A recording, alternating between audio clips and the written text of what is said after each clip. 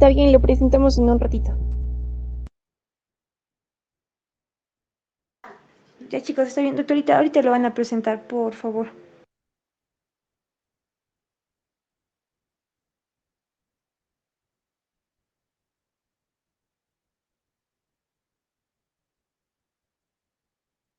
Ok, ¿lo pueden ver? Sí, sí se ve. Ok.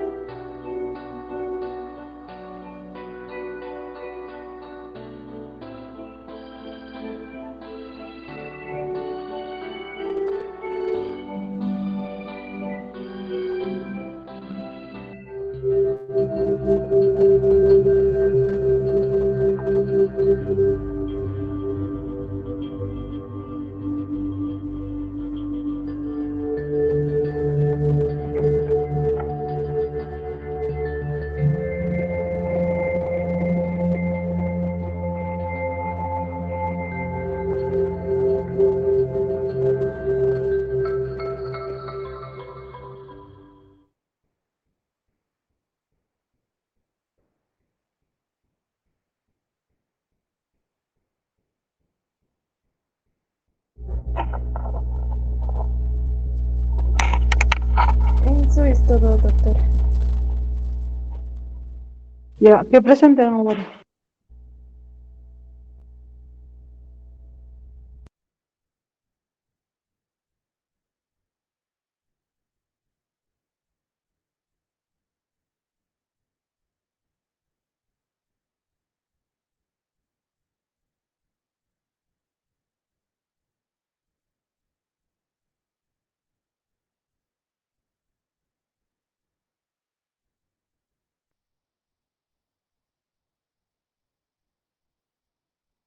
Ya, continuando la ecuación como les mencionaba. Siguiente, por favor. Como sabemos, la actividad eléctrica del corazón se puede registrar en lo que es el papel milimetrado, ¿no? Esto se llama electrocardiograma y este va a proporcionar una importante información que debe complementar siempre a lo que es la anamnesis y lo que es la exploración física detallada, ¿no? Siguiente, por favor. Eh, bueno, la electrocardiografía básica va a consistir en una tira de papel, que es el electrocardiograma, que es el eje horizontal, va a representar lo que es el tiempo y el eje vertical va a representar lo que es el voltaje, ¿no? Y vamos a hacer que un pequeño cuadrito, que es 1 milímetro, va a representar 0,04 segundos y un cuadrado grande, que son 5 van a representar 0,20 segundos, ¿no? Y el eje vertical, un cuadrado pequeño, va a representar 0,1 milivoltio y el cuadrado grande, que son 5 van a representar 0,5 milivoltios. Siguiente, por favor. Esta es, ¿no?, la escala que se tiene que tomar en cuenta. El trazado horizontal es tiempo y el trazado vertical es voltaje. Siguiente, por favor. Bueno, como sabemos, el corazón está conformado por células eléctricas en un 20% y por células mecánicas en un 80%, ¿no? Para que haya para que se produzca lo que es la electrofisiología cardíaca, necesitamos un eje eléctrico, ¿no? Siguiente, por favor. Bueno, como sabemos, todo va a comenzar por medio de la despolarización, comienza en el nódulo sinauricular. Este va a pasar, eh, este va a pasar directamente a lo que es el segundo, que es el nódulo auriculoventricular, seguido de lo que es el,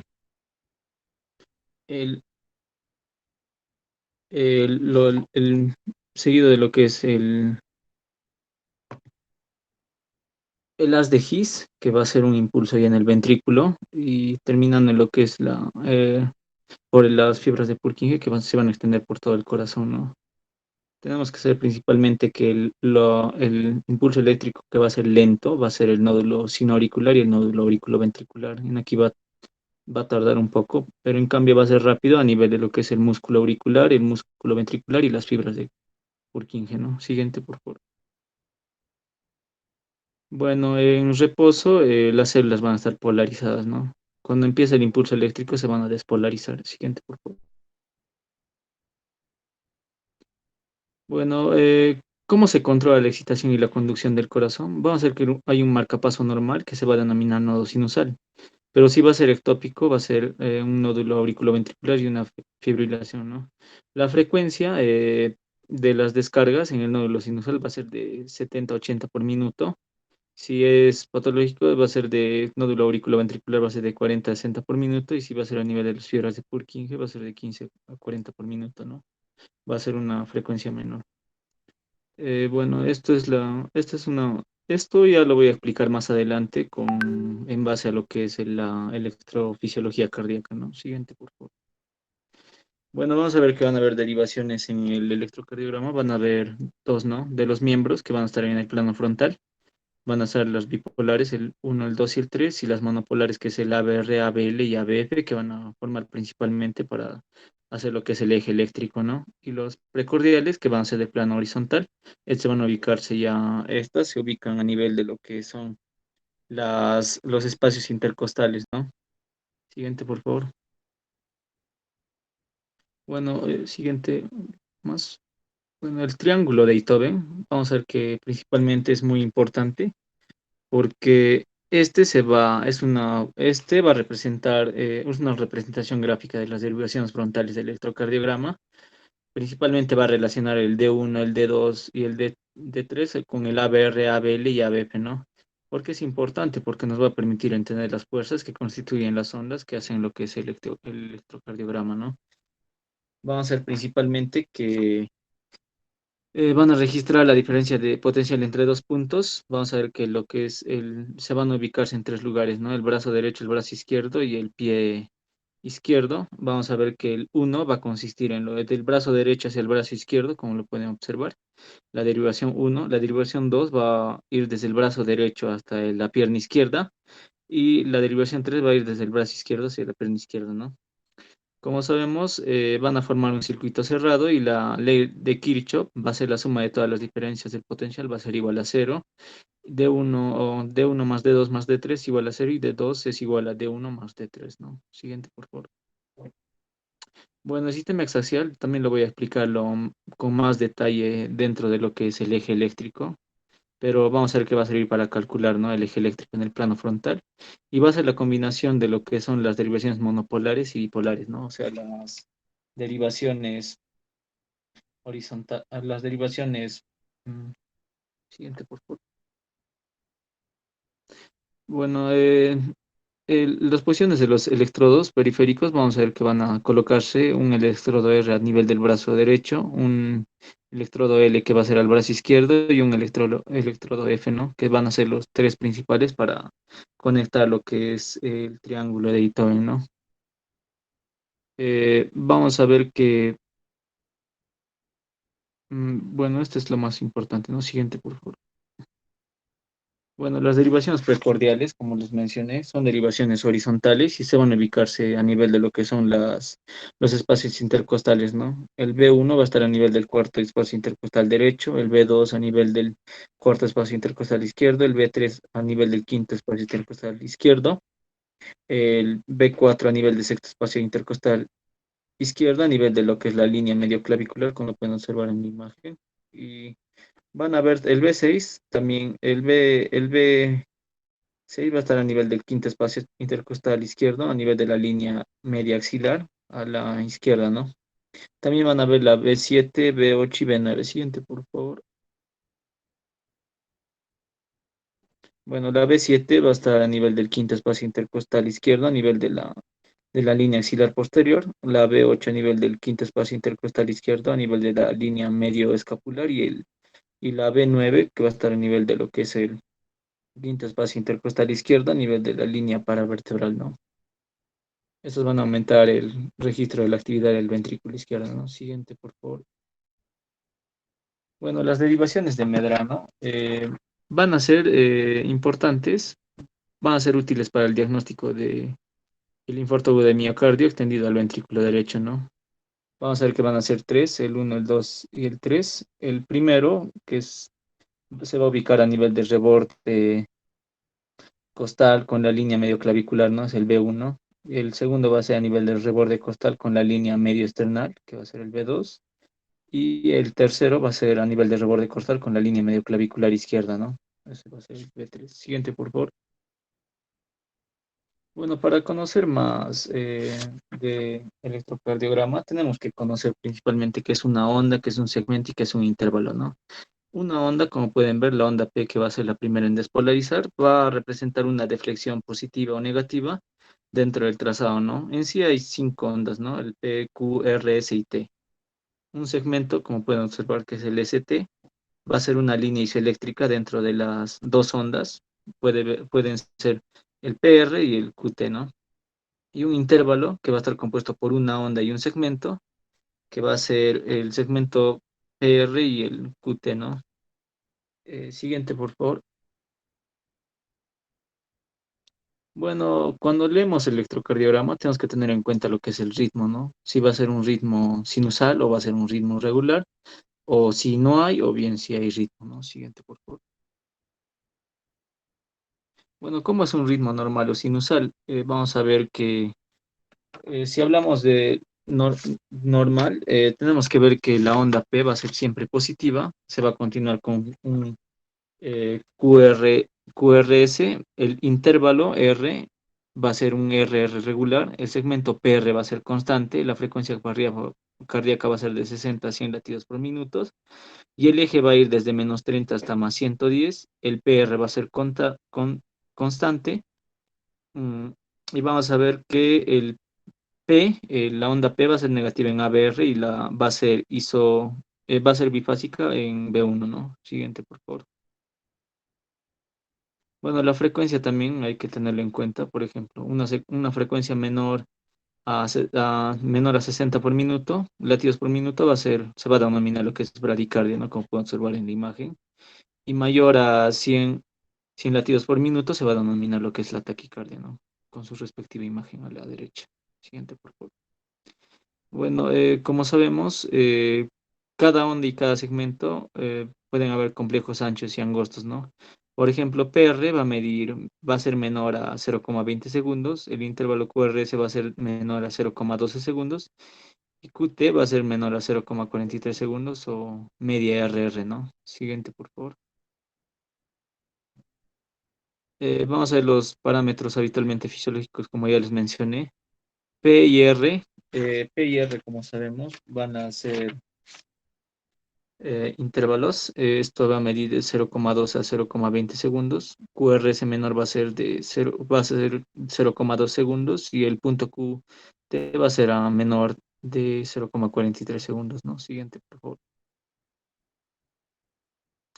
Bueno, ¿qué tenemos que saber? Que la onda P va a ser principalmente la que va a despolarizar y va a empezar el impulso eléctrico y va a ser positiva en D1, D2 y ABF, va a ser negativa en ABR y positiva o bifásica en D3 y B1, va a ser negativa o bifásica en ABL, va a ser de bajo voltaje, ¿no?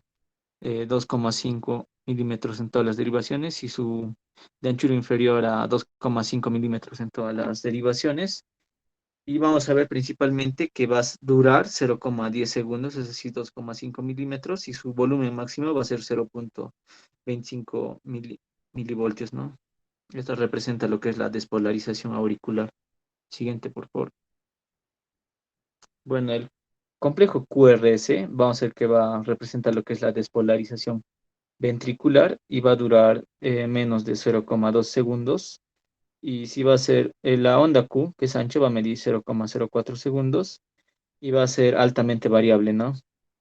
Máximo 2,5 milivoltios en derivaciones precordiales y 1,5 milivoltios en derivaciones de los miembros. Y va a ser mínimo, ¿no? 0,5 milivoltios en derivaciones de los miembros, ¿no? Eh, Siguiente, por favor. Bueno, el segmento ST, vamos a ver que este va a ser isoeléctrico y este va a ser desnivelado, ¿no? Puede ser supra o infra, ¿no? Esto va a variar de acuerdo. Si es menor a 1 milivoltios va a ser supra o si es mayor a 1 milivoltio va a ser supra y infra es menor a 1 milivoltio, ¿no? Vamos a ver que este va a representar lo que es el retraso de lo que es el nódulo auriculoventricular y lo que es la contracción auricular, ¿no? Y siguiente, por favor. Y bueno, la onda T principalmente va a representar lo que es la repolarización ventricular. Va a ser positiva en casi todas las derivaciones y va a durar menos de 5 milímetros, que va a ser 0,06 a 0,10 segundos, ¿no? Va a ser negativa en ABR. Va a ser positiva en 1, 2, en B3 a B6. Va a ser negativa en ABR. Negativa también en el 3, en ABF, y si el eje está a la izquierda, ¿no? Y va a ser negativa también en ABL si el eje está a la derecha. Negativa en B1 y isobifásica en 3, ABF y B1. Siguiente, por favor.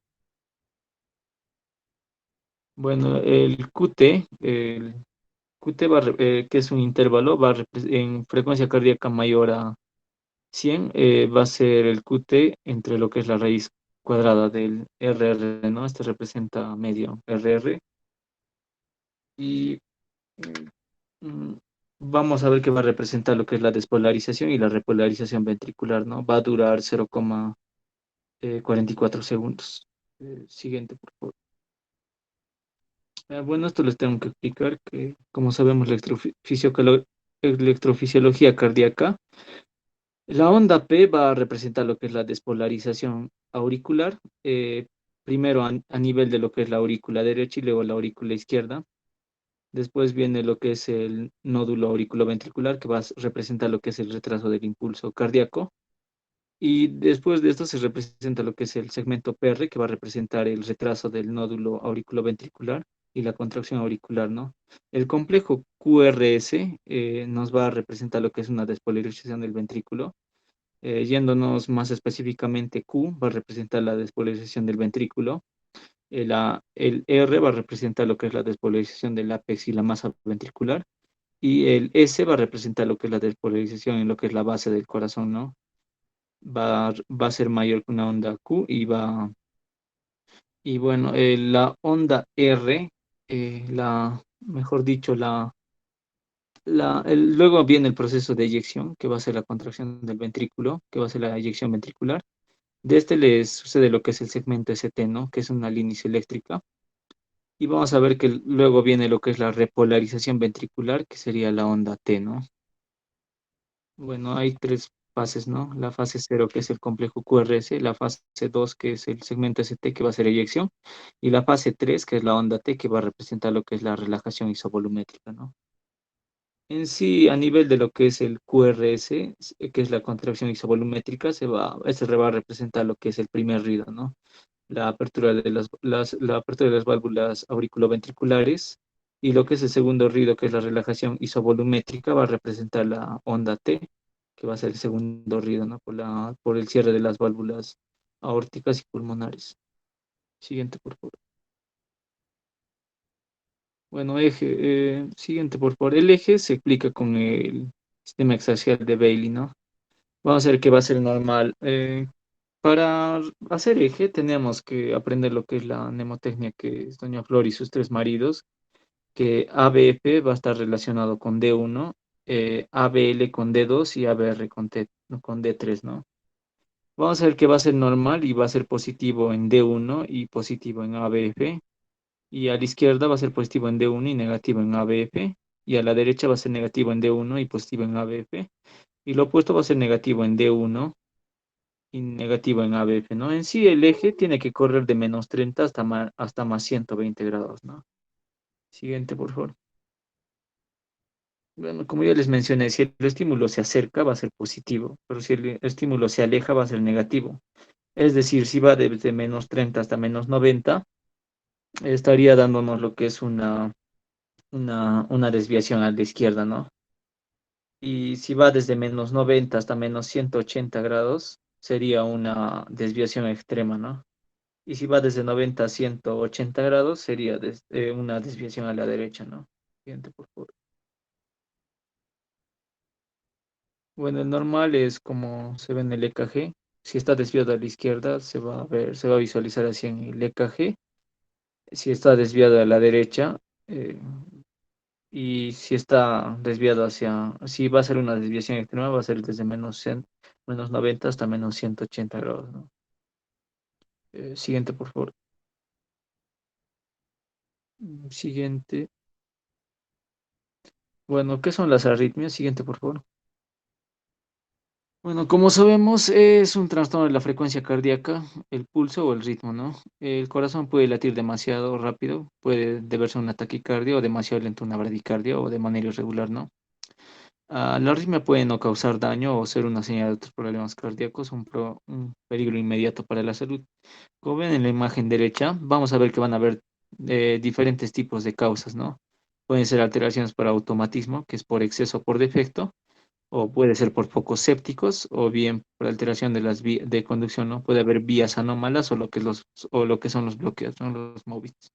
Siguiente, por favor. Bueno, como ya les mencioné, la etiología pueden ser por el sistema de conducción eléctrica, pueden presentarse señales anormales o extras, pueden ser señales eléctricas que pueden bloquear o demorar, y señales eléctricas que viajan en rutas nuevas o diferentes a través del corazón, ¿no? Las arritmias también pueden ser causadas por algunas sustancias o medicamentos, principalmente lo que es el alcohol o drogas estimulantes, pueden ser fármacos o también el consumo de cigarrillo, ¿no? La nicotina. Siguiente, por favor. Algunos son anormales, ¿no? Son anormales como por ejemplo niveles anormales de potasio u otras sustancias en el cuerpo, un ataque al corazón o daño al miocardio por un ataque al corazón pasado, una enfermedad cardíaca que está presente al nacer, puede ser congénito, o una insuficiencia cardíaca, un agrandamiento del corazón, ¿no? O el hipertiroidismo. Siguiente, por favor. Bueno, los síntomas pueden ser leves o pueden ser graves o incluso potencialmente mortales, ¿no? Que va a incluir normalmente lo que es el dolor torácico, que son los desmayos, el mareo, el vértigo, lo que es la palidez, palpitaciones, que se siente que el corazón late demasiado rápido e irregularmente y dificultad para respirar, o bien sudoración, ¿no? En la imagen izquierda pueden observar lo que son los síntomas más frecuentes, ¿no? Siguiente, por favor. Ahora hablaremos de lo que son las bradiarritmias. Siguiente, por favor. Dentro de lo que es las bradiarritmias, esta comprende cualquier alteración del ritmo cardíaco que tiene como resultado la frecuencia cardíaca que sea menor a 60 latidos por minuto. Y bueno, acá sobre todo es importante hacer el diagnóstico y correlacionar el ritmo y la frecuencia del paciente con lo que son las características, como pueden ser los antecedentes también del paciente. Con frecuencia, lo que son estas arritmias van a ser asintomáticas y no van a requerir un tratamiento específico. Las bradiarritmias y lo que son los bloqueos de conducción se pueden clasificar en función al nivel en el que se encuentra la alteración. Es por ello que se va a clasificar en dos grupos, que es el de disfunción del nodo sinusal y los bloqueos de la conducción a nivel de lo que es el nodo auriculoventricular. Siguiente, por favor. Con lo que respecta a la etiopatogenia, esta va a variar de forma importante con lo que respecta a la función del punto del sistema de excitoconducción en la que se va a producir la alteración y, bueno, las características del paciente. En acá lo que se va a encontrar principalmente en lo que son los individuos jóvenes y atléticos, se va a encontrar que durante el descanso o en situaciones de hipertonía vagal, en el caso de los pacientes que van a tener edad avanzada, lo que se va a encontrar es una degeneración crónica del nodo sinusal o del nodo auriculoventricular o del sistema de His-de-Purkinje. Generalmente esta degeneración va a ser con mayor frecuencia en relación a lo que es la fibrosis. Otras formas también que se pueden presentar son los eventos isquémicos agudos y otras causas que también son responsables de las bradiarritmias es la hipotermia, el hipotiroidismo, la hipertensión intracraneal y, bueno, también lo que es la ictericia colestática, entre otros. Siguiente, por favor. Dentro de lo que son las manifestaciones clínicas, esta va a variar desde el síncope hasta encontrarse con pacientes que estén completamente asintomáticos, ¿no? Dentro de lo que son los síntomas, vamos a tener al síncope, al mareo brusco, al cansancio o la sensación de falta de fuerza en relación con los esfuerzos relativamente con poca intensidad. Estos tres van a ser muy frecuentes. En la evaluación inicial del paciente se tiene que hacer una interrogación preguntándole, ¿no?, acerca de lo que son los antecedentes de la enfermedad cardíaca, la medición previa y síntomas como son mareo, dolor torácico, disnea y palpitaciones. Con lo que respecta a la exploración física, en acá lo que se busca son signos de insuficiencia cardíaca, soplos, ondas al cañón. Se tiene que valorar minuciosamente lo que es la tensión arterial, la frecuencia cardíaca y lo que es la saturación de oxígeno. Siguiente, por favor. Dentro de lo que son las pruebas complementarias, en acá lo que se va a pedir es un electrocardiograma con las 12 derivaciones, donde se tiene que valorar la presencia de las ondas P y la relación con los complejos QRS, así como la anchura de los mismos. Asimismo, se le pide una radiografía de tórax para valorar indicadores como es la cardiopatía y también signos de la insuficiencia cardíaca. También se le pide una analítica de sangre, bioquímica y hemograma. En acá, sobre todo, es importante para asegurar la ausencia de lo que son los trastornos hidroelectrolíticos de sodio, calcio, potasio y magnesio, así como también la valoración de la función tiroidea y los niveles de fármacos bradicardizantes. Asimismo, se tiene que hacer una monitorización electrocardiográfica. Y bueno, acá sobre todo esto se va a hacer para los pacientes que van a describir síntomas que pueden corresponder a la alteración puntual y que en el momento de la evaluación inicial del EKG no haya una alteración. Es por ello que es útil, ¿no?, mantener una monitorización mediante el EKG durante unas horas que va a permitir la detección inmediata de la alteración que puede dar un diagnóstico definitivo y de esa manera un tratamiento precoz. Como se puede ver en la tabla, en acá son las herramientas, ¿no?, de la monitorización en función de lo que es la frecuencia cardíaca de los síntomas. En acá, por ejemplo, se puede tomar diariamente el Holter de 24 horas, que va a ser la monitorización mediante telemetría en el hospital cada 2 a 3 días, el Holter de 48 a 72 horas, el semanal, que es el Holter de 7 días, el mensual, que es el grabador de bucle externo de 14 a 30 días, y menos de una vez es el grabador de bucle implante, ¿no? Siguiente, por favor. Con lo que respecta al diagnóstico diferencial, puesto que el tratamiento de lo que son las bradiarritmias va a implicar la necesidad de un implante de un dispositivo para lo que es la estimulación cardíaca, y para poder evitar lo que son los riesgos y las complicaciones es necesario, ¿no?, tener lo que son los diagnósticos diferenciales, siendo las dos causas principales lo que es la hiperpotasemia y también la toma de lo que son los fármacos frenadores, ya que una vez que estos se resuelvan pueda conducir al restablecimiento del ritmo cardíaco normal. Siguiente, por favor. No, un momentito. Dentro de lo que es el tratamiento, en acá vamos a ver el tratamiento emergente, el tratamiento urgente y el tratamiento a largo plazo. Con lo que respecta al tratamiento emergente, en acá se necesita, las personas que van a necesitar un tratamiento emergente son aquellos pacientes que tengan una situación de parada cardíaca, hipotensión, es decir, que tengan una tensión arterial sistólica mantenida por debajo de los 90 milímetros de mercurio, o una caída de más de 40 milímetros de mercurio respecto a lo que es el basal. Asimismo, las personas que van a tener signos de bajo gasto, hipofunción cerebral o que estén en situación de un edema agudo de pulmón. En estos casos se da, ¿no?, lo que es el tratamiento emergente. Para ello se debe de considerar primero asegurar la vía aérea y aporte adecuado de oxígeno. Después se tiene que hacer un acceso venoso periférico. Se tiene que administrar 1 miligramo de atropina endovenosa, repitiendo la dosis hasta un máximo de 3 miligramos. Se tiene que administrar lo que es el isopretenerol endovenoso en dosis de 0,2 miligramos, seguido de lo que es la perfusión continua, ajustando la dosis en función de lo que es la respuesta conótropa. Y bueno, se tiene que hacer la colocación de marcapaso transitorio en los casos indicados, ¿no? Y también en acá se tiene que buscar las causas corregibles, como es la alteración hidroelectrolítica, algunos fármacos como son los bloqueadores beta-adrenérgicos, los calcioantagonistas digitálicos, también lo que es la hipotermia, algunas infecciones, la endocarditis, miocarditis. Otro tratamiento es el tratamiento urgente. Las personas que se van a beneficiar con este tratamiento son aquellas que van a estar en una situación de gravedad, que no cumplan con los criterios de inestabilidad que ya les he mencionado en el tratamiento emergente. En acá, estas personas lo que tienen que seguir son el ingreso a la unidad de coronaria, una monitorización estricta con disponibilidad inmediata de atropina para administración en el caso sea necesario. Se tiene que evitar colocar marcapasos transitorios en pacientes sin deterioro hemodinámico y sin riesgo, ¿no?, de progresión asistólica. Y con lo que respecta al tratamiento a largo plazo, en acá se valorarán y bueno, se tratarán las causas desencadenantes y se va a evaluar la indicación de lo que es el marcapaso definitivo para lo que son bradicardias sintomáticas. Siguiente, por favor. Bueno, en acá les presento el algoritmo de bradicardia en el adulto, que es del LAHA.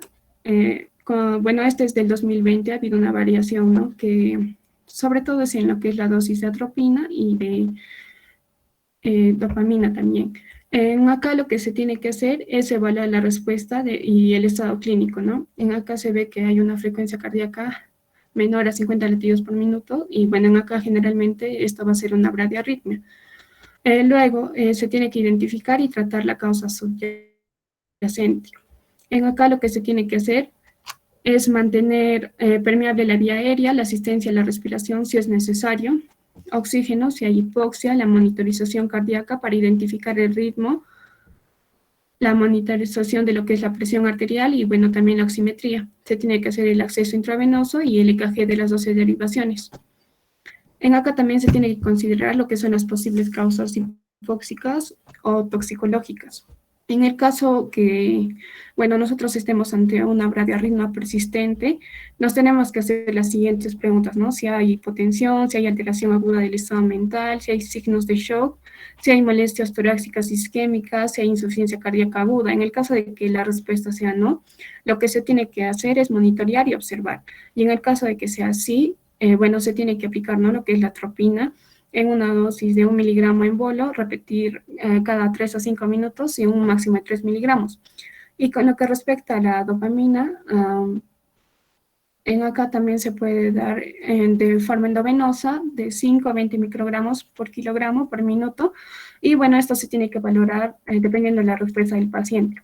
Asimismo, se puede dar lo que es los marcapasos transcutáneos y también lo que es la infusión, ¿no? De la adrenalina, que también es endovenoso de 2 a 10 microgramos por minuto. Y en acá también se tiene que valorar la respuesta. Siguiente, por favor.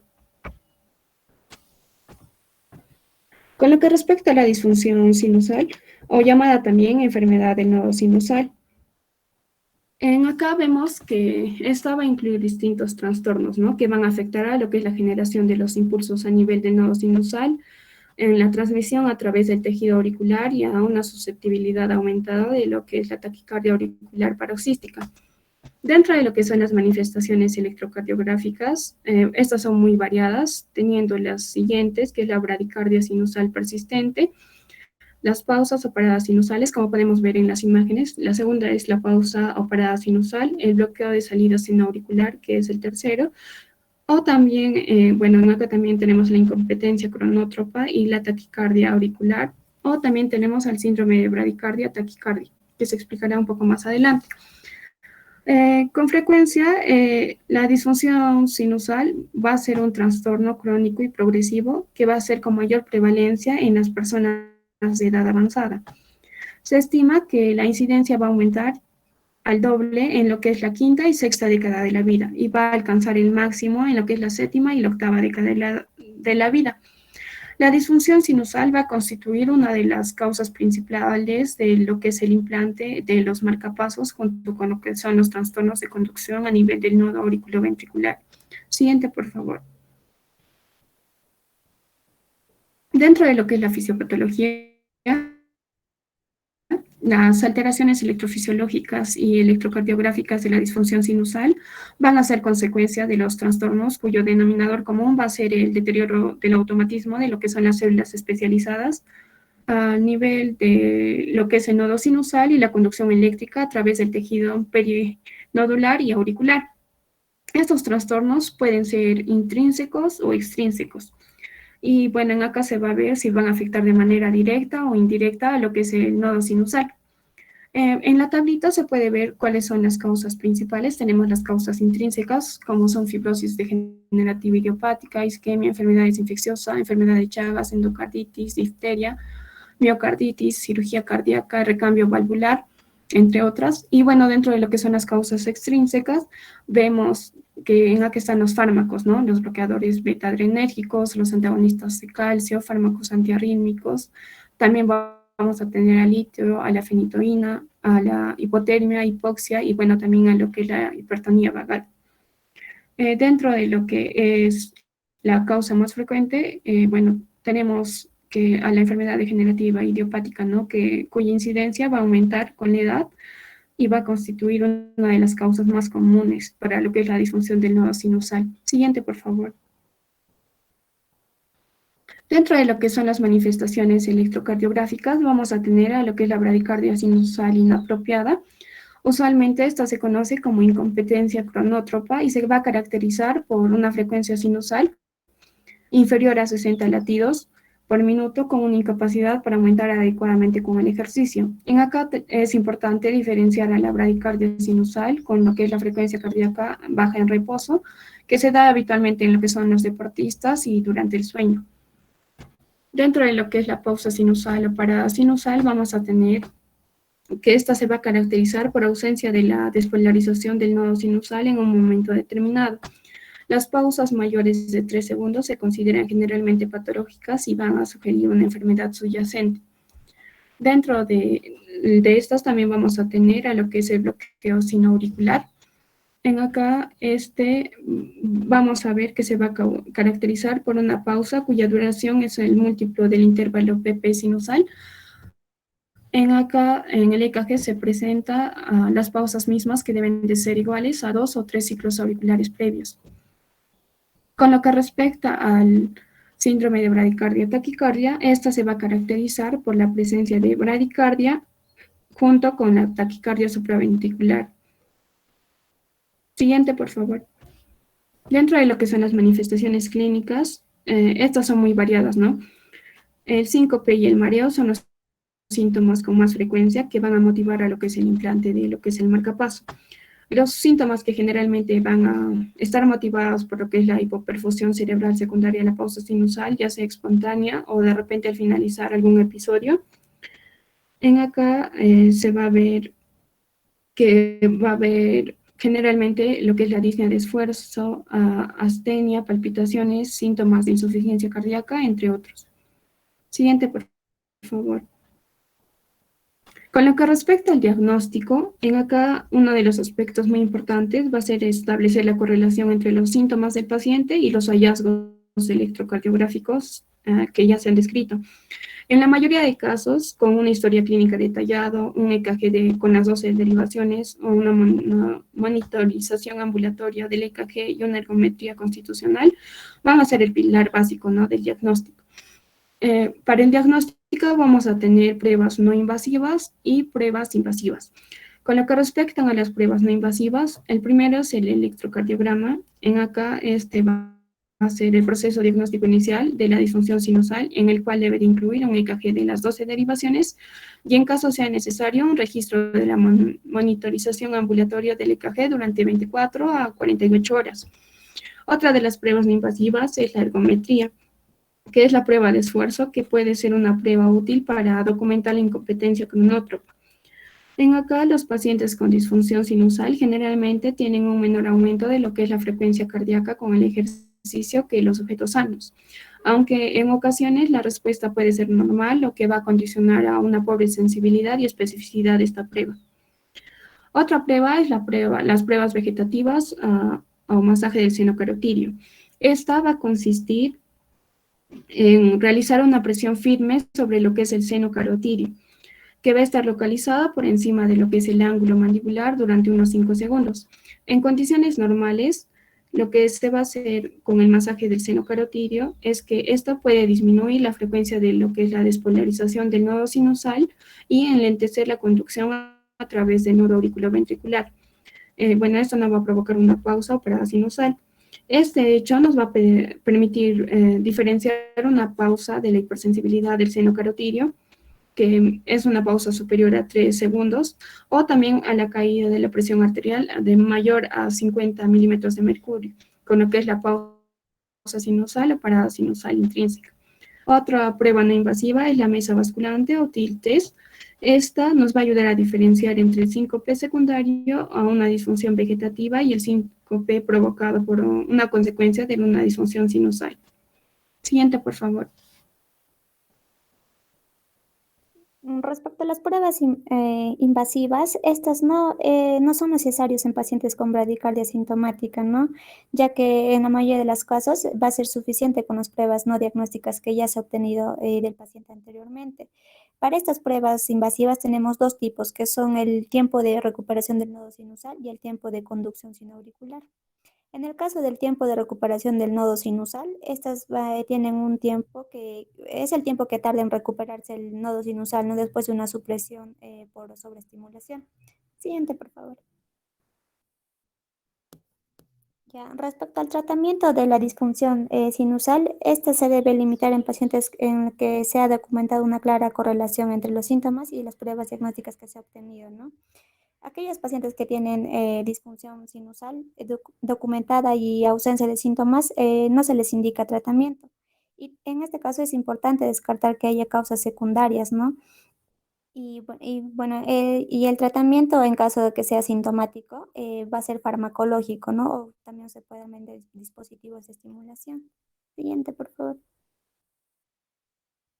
Respecto a los trastornos de conducción auriculoventricular, estos van a ser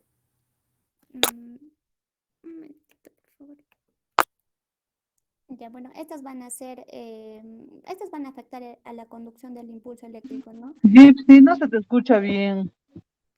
Está que sube y baja el volumen. Ahora, doctora. Ya ahora sí creo, no sé el resto que dirá. Ya, doctora. Respecto a los trastornos de conducción auriculoventricular, estas van a ser alteraciones que van a afectar el conducto del impulso eléctrico desde su origen en las aurículas hacia los ventrículos, ¿no? Y estas se van a clasificar en bloqueos auriculoventricular de primer grado, bloqueo auriculoventricular de segundo grado, que a su vez se subclasifica en tipo 1 y tipo 2, bloqueo auriculoventricular en 2-1, que también se denomina de alto grado, bloqueo auriculoventricular de tercer grado, denominado también bloqueo completo, ¿no? Ahora, para determinar la aparición del bloqueo cardíaco, vamos a ver el bloqueo supraiciano, que va a abarcar el nodo auriculoventricular, y el bloqueo infraiciano, que va a abarcar las de His o sus ramas, ¿no? Siguiente, por favor. Aquí tenemos un bloqueo auriculoventricular de primer grado, en el cual vamos a tener un alargamiento anormal del intervalo PR, ¿no? Que va más allá de los 0,2 segundos. Este bloqueo auriculoventricular de primer grado representa un retraso de la conducción de los impulsos eléctricos a través del nodo auriculoventricular. Entonces vamos a ver que los complejos QRS son típicamente normales, ¿no?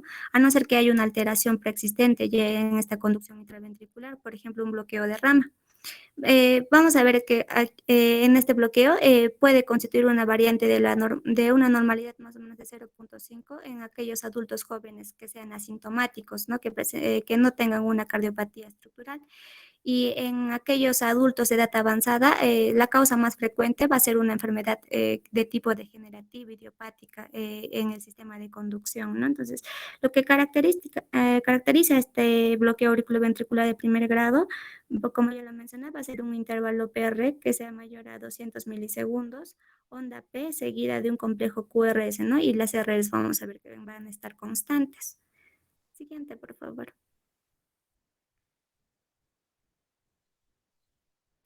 Ya, el bloqueo auriculoventricular de segundo grado, tipo 1 MOVIT, denominado también MOVIT 1 o Weissenbach, es un bloqueo auriculoventricular. Esta se va a aplicar cuando se produce un fallo, ¿no? De uno o más impulsos auriculares, pero no de todos en la conducción auriculoventricular.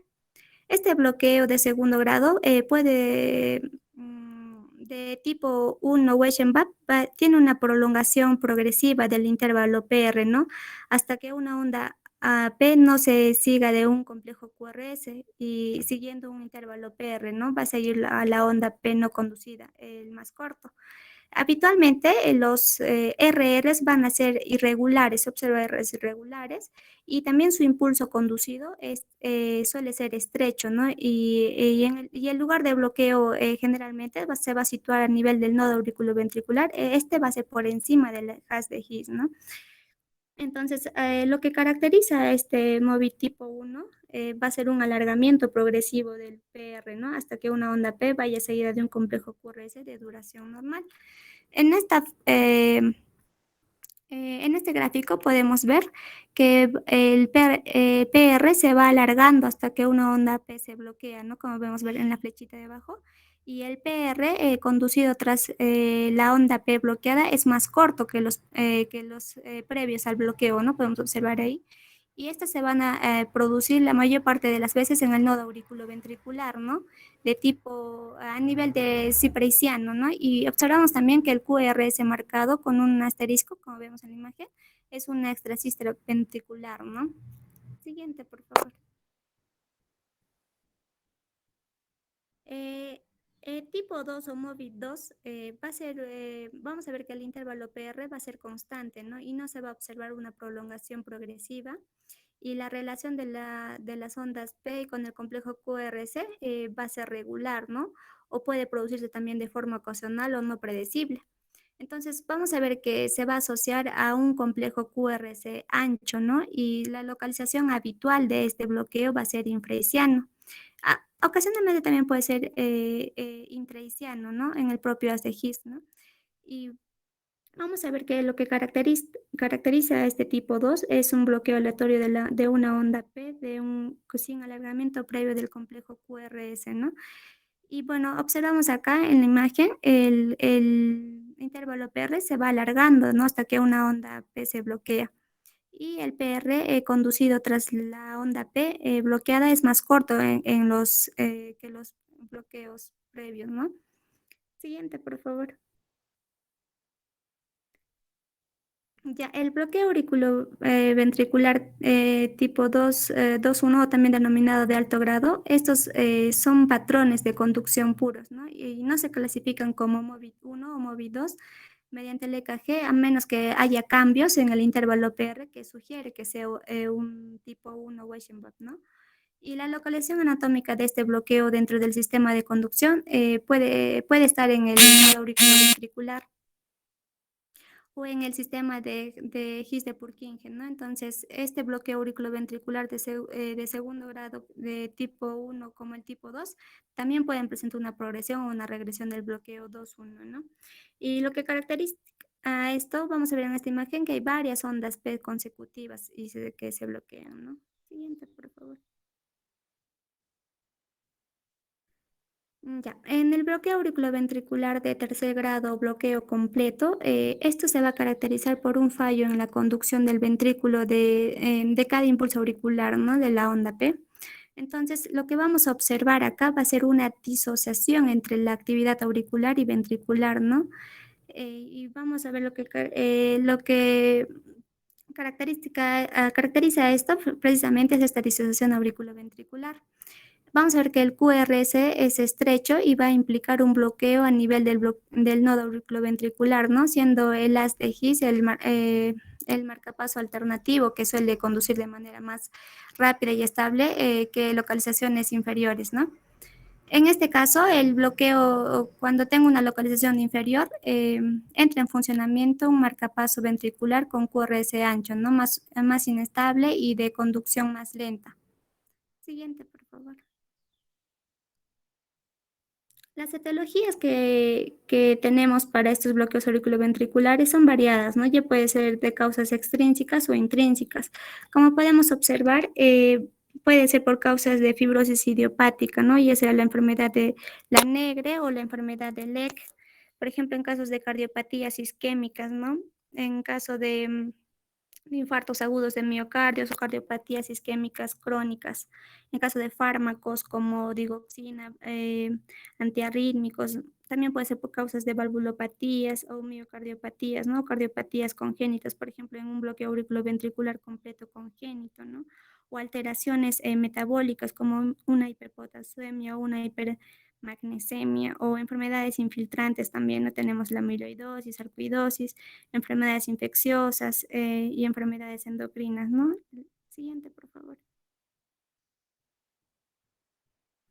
Ya. En las manifestaciones clínicas, vamos a ver que este bloqueo auriculoventricular de primer grado generalmente no provoca síntomas, ¿no? En cambio, en el de segundo y tercer grado, sí va a haber síntomas. El paciente puede manifestar mareos, disnea, astenia, fatibilidad, síncope, palpitaciones, ¿no? Y bueno, el diagnóstico del bloqueo auriculoventricular, vamos a ver que generalmente se va a dar, bueno, en la mayoría de los casos se va a dar por medios no invasivos, ¿no? Por ejemplo, si el registro es lo suficientemente largo, el EKG de superficie generalmente va a aportar una información necesaria, ¿no? Para caracterizar el tipo y la localización del bloqueo que se está dando. En los pacientes que tengan un bloqueo auriculoventricular, por ejemplo, intermitente, el EKG, Holter y las pruebas de esfuerzos van a ser importantes. Esto para poder establecer una correlación tanto entre los síntomas y el ritmo, ¿no? Siguiente, por favor. Ya para el tratamiento debemos descartar que haya causas que pueden provocar esta patología, ¿no? Entonces, también debemos suspender los fármacos, como por ejemplo los bloqueantes de receptores beta-adrenérgicos, ¿no? Los bloqueadores de los canales de calcio, las digoxinas, amidorona. Y bueno, en los pacientes que tengan un bloqueo auriculoventricular de primer grado o bloqueo auriculoventricular MOVID 1, en este caso no requiere tratamiento, ¿no? Y en el caso de implantes de marcapasos definitivos, está indicado en pacientes con bloqueo auriculoventricular MOVID 2 o bloqueo auriculoventricular de tercer grado, ¿no? En este caso, los fármacos que más se utilizan generalmente son la atropina o el isoproterenol, ¿no? Siguiente, por favor. Bueno, acá es un cuadro de recomendaciones en el cual nos indica que en la clase 1 nivel C, en indicación de implantes de marcapasos, se va a dar en bloqueos auriculoventriculares de tercer grado o segundo grado tipo 2, independientemente de la sintomatología que pueda presentar el paciente, ¿no? Y bueno, en los bloqueos auriculoventriculares de segundo grado tipo 1 que estén asociados a sintomatologías o cuando tenga una localización intra o infraisquiaria en el estudio electrofisiológico, ¿no? Ahora, la indicación de modo de estimulación se va a dar en aquellos pacientes con un bloqueo auriculoventricular y ritmo sinusal. Se recomienda el marcapaso bicameral, ¿no? Frente al monocameral. Esto para poder evitar el síndrome de marcapasos y mejorar la calidad de vida. En pacientes con bloqueo auriculoventricular y fibrilación auricular permanente se recomienda el implante de marcapasos monocameral con la respuesta de frecuencia activada, ¿no? Y bueno, la indicación de UPRADE o de la terapia de resincronización cardíaca de nuevo en pacientes con indicación de marcapaso convencional.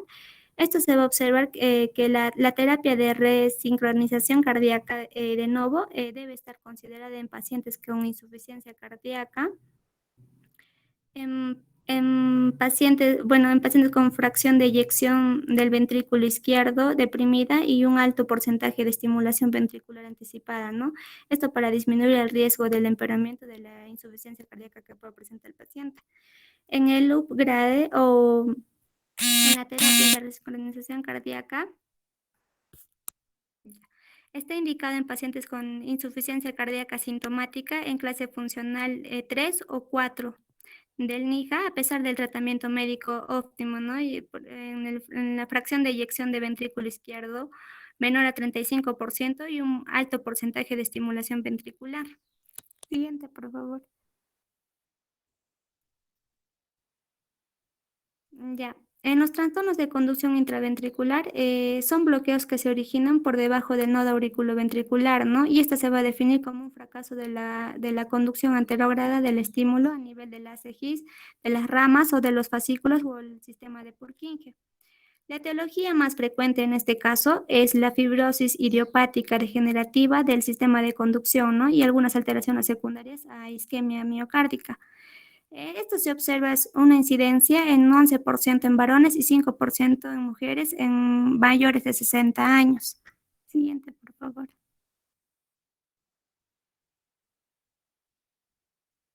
Ya, tenemos dos tipos, ¿no? El bloqueo de rama izquierda y el bloqueo de rama derecha.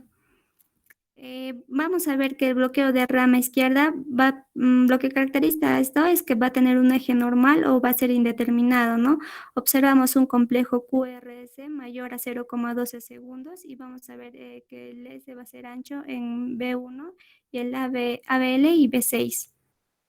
Siguiente, por favor. La rama derecha, vamos a observar que también se observa en un eje normal o indeterminado con un complejo de QRS mayor a 0,12 segundos, QS ancha. Vamos a observar la QS ancha en B1 y en B2, ¿no? Siguiente, por favor.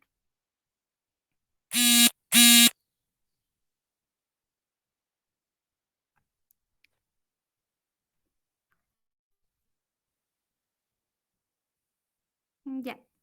Para el diagnóstico de las anomalías de la conducción intraventricular, vamos a tener el EKG y el EKG Holter, ¿no? Van a aportar información que sea necesaria para identificar el tipo de retraso de conducción, ¿no? Ahora, en los pacientes con retraso de la conducción intraventricular y que tengan antecedentes de síncope, los estudios electrofisiológicos invasivos van a ser útiles, ¿no?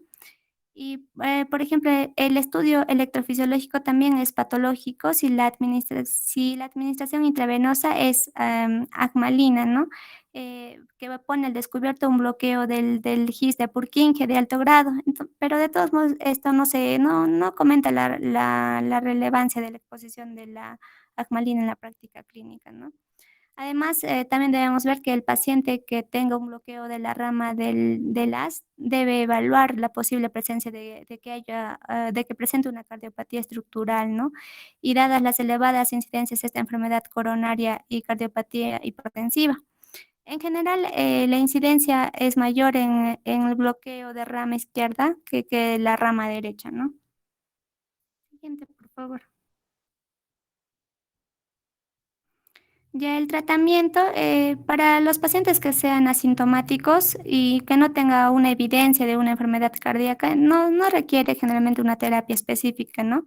Pero en el caso de inserción de marcapasos permanente, va a estar indicada para pacientes que desarrollen alteraciones sintomáticas del sistema de conducción, ¿no? Y bueno, el bloqueo auriculoventricular, por ejemplo, de tercer grado o MOBI tipo 2 de segundo grado, que no estén asociados a una condición reversible o transitoria.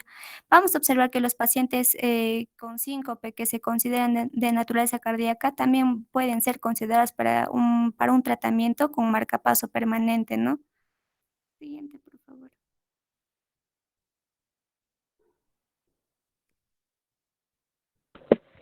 Bueno, continuando con la exposición, vamos a hablar acerca de las taquiarritmias. Siguiente, por favor.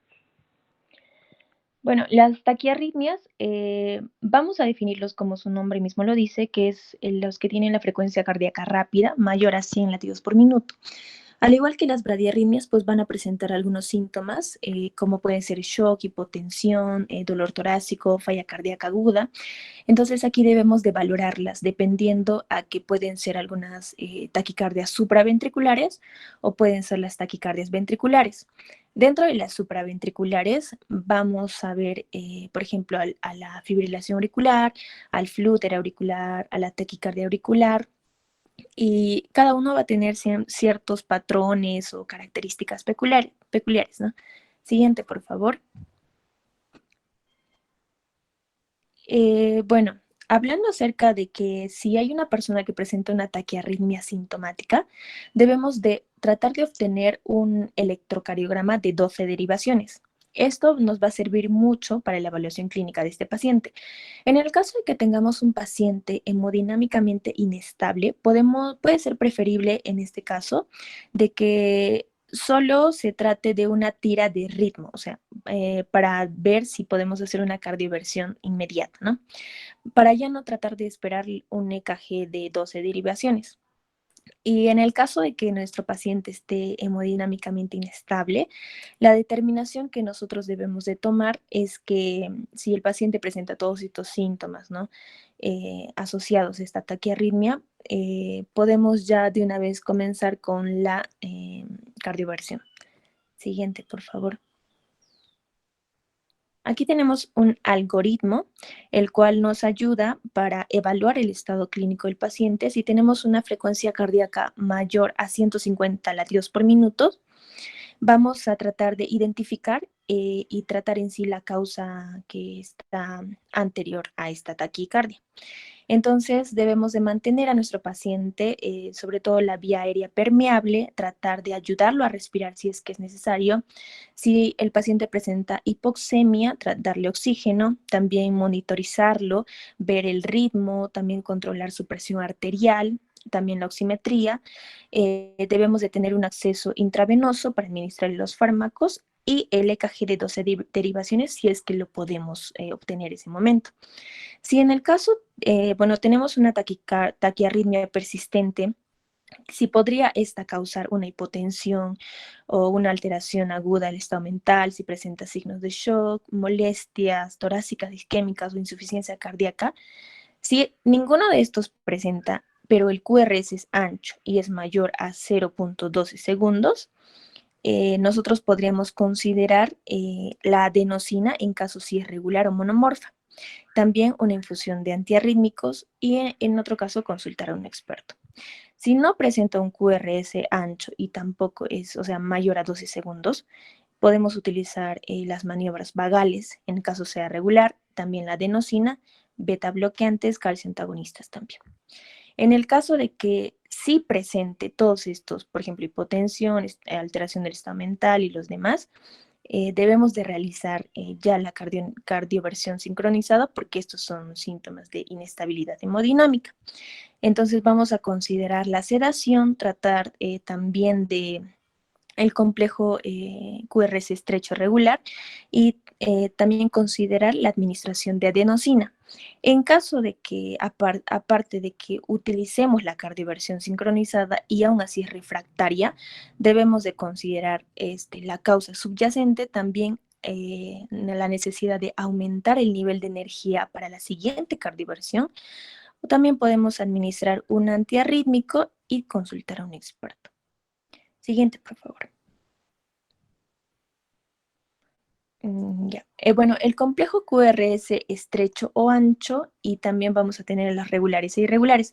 Lo que aquí nos trata de decir es que lo vamos a clasificar de esta manera.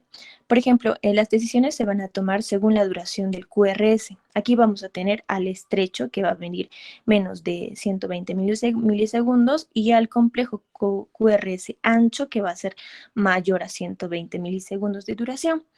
Y según su ritmicidad del trazado, pues vamos a tener a los regulares y a los irregulares. Los regulares pues van a tener una distancia entre los QRS constantes, o sea, una distancia casi igual. Y en los irregulares, pues esta va a ser variable, ¿no? No va a ser igual. Siguiente, por favor. Y bueno, aquí tenemos el esquema que es la clasificación según el QRS que ya les estaba mencionando.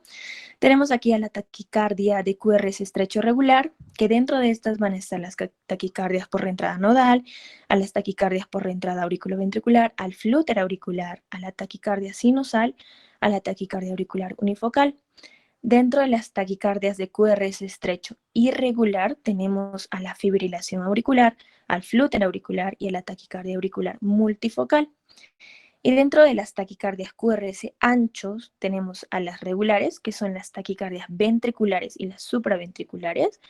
Y a las con QRS ancho pero irregulares tenemos a la fibrilación y a la taquicardia ventricular. Siguiente, por favor. Comenzando con las taquiarritmias del complejo QRS estrechos, vamos a tener a las taquicardias sinusales. Estas taquicardias van a ser las más comunes.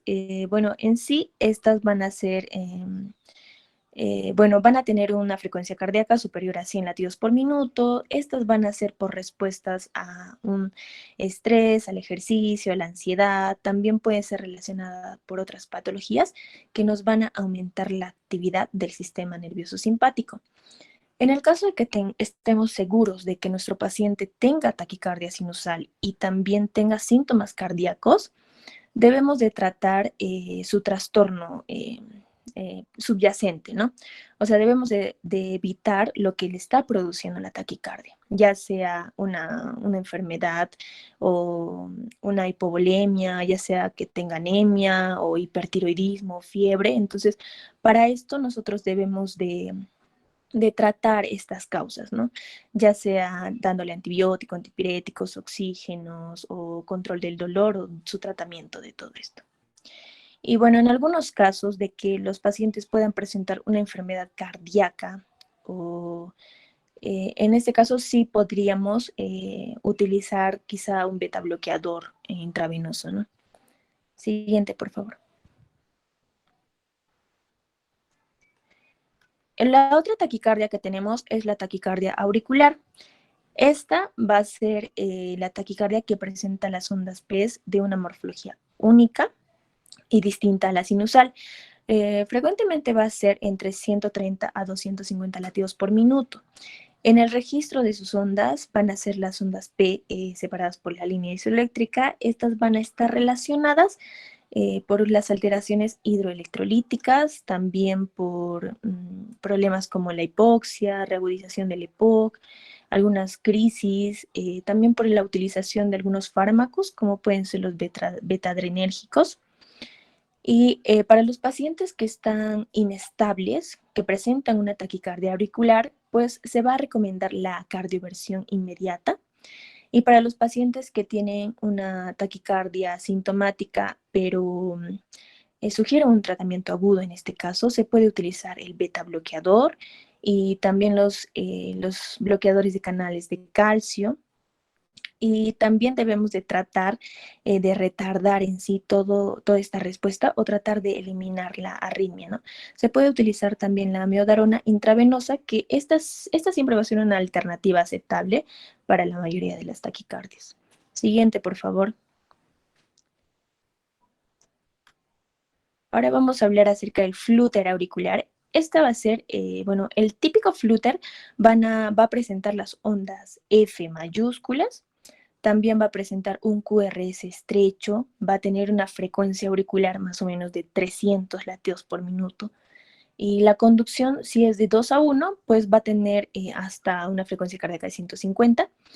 Esta va a ser menos embolígena que la fibrilación auricular. Y el tratamiento en este caso del flúter auricular va a ser la cardioversión eléctrica.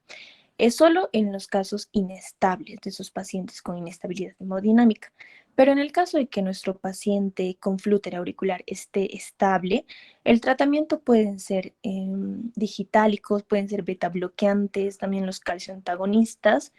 También se puede utilizar el verapamilo, también algunos antiarrítmicos como la amiodarona. En sí, este tratamiento va a ser similar a la fibrilación auricular, ¿no? Es similar, pero se dice que estos van a tener un tanto a ser persistentes y por eso es que hay un tratamiento definitivo del flúter auricular que va a ser un tratamiento que es la ablación por radiofrecuencia. Esto es lo que los pacientes pueden utilizarlo, ¿no? O pueden realizarse en el caso de que ya no quieran. Es una opción, ¿no? También se dice que estas ondas F se les denomina dientes de sierra, serrucho. Esas también son características del flúter auricular. Siguiente, por favor. Tenemos otra taquicardia que es la de reentrada en nodo auriculoventricular o nodal.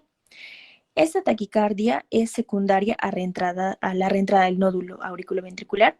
Entonces, en estos casos, el nódulo va a estar compuesto por dos vías de conducción. La fibrilación, la frecuencia cardíaca va a oscilar en sí a 160 a 220 latidos por minuto. Y dentro de estas vamos a tener a las llamadas taquicardias paroxísticas supraventriculares, que se van a presentar como taquicardias de inicio y final brusco.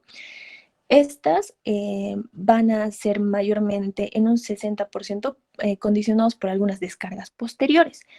Y en el caso de que sean por tráfico ortodrómico, van a ser en un 40%. La clínica de estos pacientes que presentan una taquicardia paroxística supraventricular van a ser generalmente las mujeres jóvenes, previamente por algún X causa, o sea, que no tengan una cardiopatía, digamos, pueden ser algo emotivo, estrés, intoxicación, entonces son casi generalmente sanas, ¿no?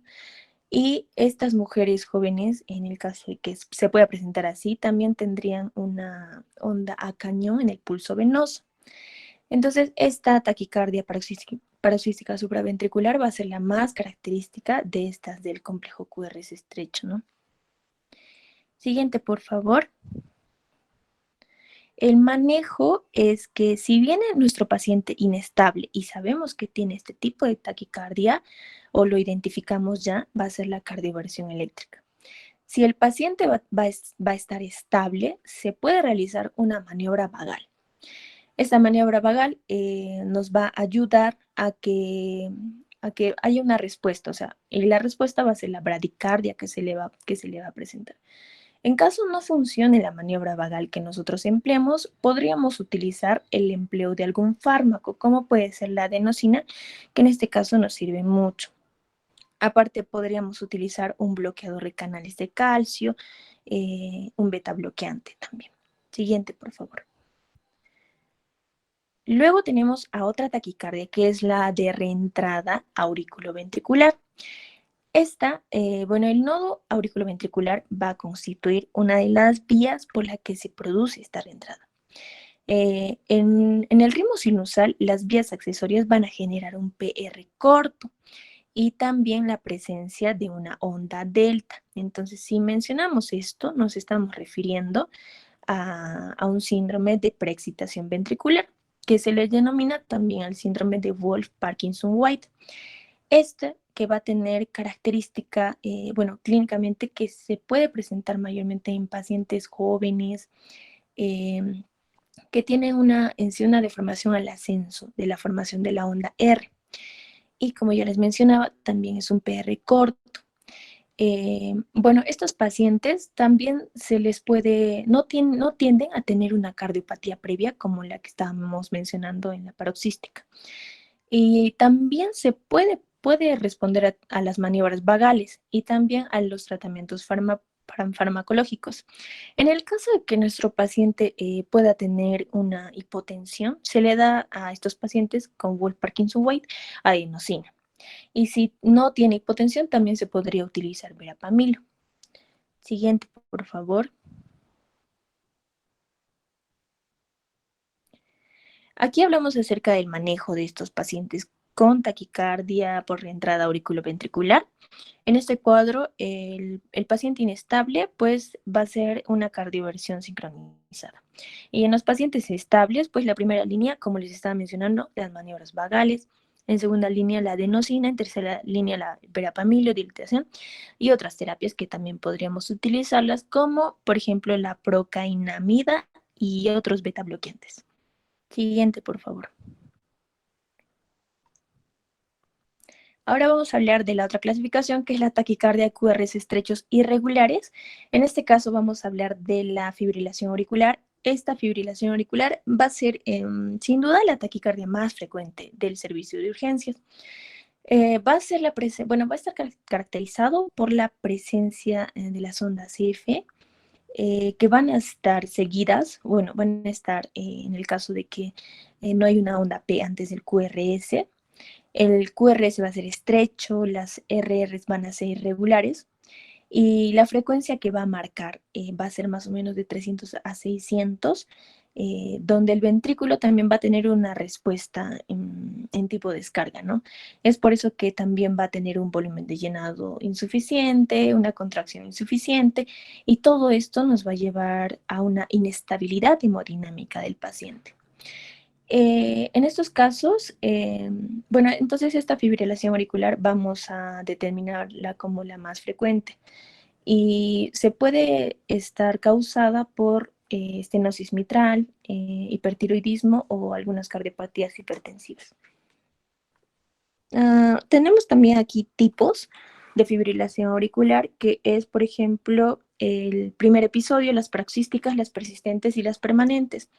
Hablando acerca del primer episodio, esta va a ser obviamente el primero que se va a documentar en el hospital sin un antecedente previo. La fibrilación auricular paroxística va a ser la que el paciente va a debutar y va a ser autolimitado en el caso de que se realice una terapia eléctrica.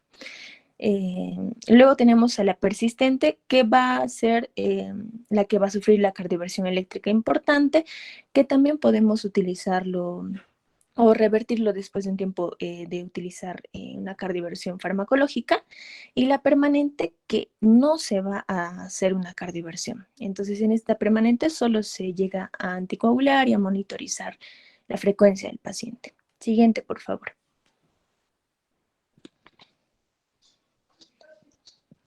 Ya. Bueno, lo que debemos nosotros de valorar en el paciente si es que está inestable hemodinámicamente es la presión, digamos, arterial baja, el bajo gasto, si el paciente tiene trastorno de conciencia o si el paciente tiene una alteración a nivel respiratorio. Es que nosotros no debemos de perder el tiempo. Es por eso que se debe de llevar ya a una cardioversión eléctrica. En el caso de que nuestro paciente no está inestable, o sea, está estable, nos presentamos enfrente de dos escenarios, como los podemos ver en el cuadro. Tenemos a un paciente que tiene menos de 48 horas y que ya ha recibido una anticoagulación. Puede ser ya sea por 4 semanas, o sea, previa a una fibrilación auricular antes. Tenemos aquí dos alternativas. Va a ser una cardioversión eléctrica o una cardioversión farmacológica. En el caso de la farmacológica, si nuestro paciente tiene un daño estructural cardíaco, utilizamos la amiodarona. Y en el caso de que no presente ningún daño estructural, vamos a utilizar la propafenona o la flecainida. Y en el caso del otro escenario, que tenemos un paciente aparentemente estable, pero con mayor a 48 horas, pues no se puede utilizar no se puede hacer cardioversión. Entonces debemos de utilizar en este caso el ET, que va a ser, el eco transesofágico, porque los pacientes, bueno, si es que tenemos nosotros en el hospital eso, porque en este caso los pacientes pueden formar más o menos en un 5%, pueden producir coágulos. Entonces, para prevenir esta complicación, se realiza este eco transesofágico. O también se le puede anticoagular al paciente durante de 3 a 4 semanas, o sea, mínimo 4 semanas. Y después de esto, recién podemos hacer una cardioversión a nuestro paciente. Y en el caso de que nos planteemos un escenario de que si nosotros debemos devolver sí o sí al ritmo sinusal de una fibrilación auricular, pues es no. Porque para volver al ritmo sinusal va a depender mucho de la posibilidad que tiene nuestro paciente en revertirse. También de que si no se valora el paciente que va a revertirse, será porque quizá tiene una difícil respuesta o es muy recidivante o tiene algunos otros problemas. Entonces, para esos pacientes solo se utiliza una anticoagulación permanente. Y también va paralelo a su control de la frecuencia cardíaca. Esto ya sea con bloqueadores, con digoxina o con otros fármacos. Y en algunos pacientes de que sea muy molesta ya también la fibrilación auricular, pues se puede utilizar tratamientos intraoperatorios, como uno de ellos que es la ablación criotérmica. Siguiente, por favor. Y bueno, para llenar un poco más de conocimiento, es que tenemos aquí una tabla donde utilizamos esta puntuación del CHAS-BAD en pacientes con fibrilación auricular para evitar un tromboembolismo y hacer un ACV. Entonces, esta tabla, esta escala es lo que nos ayuda. Mientras tenga mayor puntuación, el paciente va a tener más probabilidad de hacer un ACV. Podemos ver aquí en esta tabla que se asocian muchas variables, por ejemplo, la edad, las variables clínicas, también las de mayor puntuación van a ser las de edad, que tiene 2, que es mayor a 75 años, también las que tienen ACV previo y todas las demás que van a tener un punto, que van a ser insuficiencia cardíaca, diabetes mellitus, hipertensión arterial, la edad y sobre todo si es mujer, va a tener también un punto. Siguiente, por favor. Para hacer la tromboprofilaxis debemos de evaluar el puntaje en sí. Y si este va a ser mayor a 2 o mayor o igual a 2, se da una anticoagulación oral. Si el puntaje es de 1, se da una antiagregación o una anticoagulación. Pero en este caso es mejor o es más probable utilizar la anticoagulación porque esta va a demostrar en sí una mayor supervivencia y también puede disminuir la mortalidad en estos pacientes con fibrilación auricular. Siguiente, por favor. En el caso de que nosotros, hagamos una sobreanticoagulación, vamos a tener aquí nuestra escala de puntuación de sangrado, que es la escala de Haslett.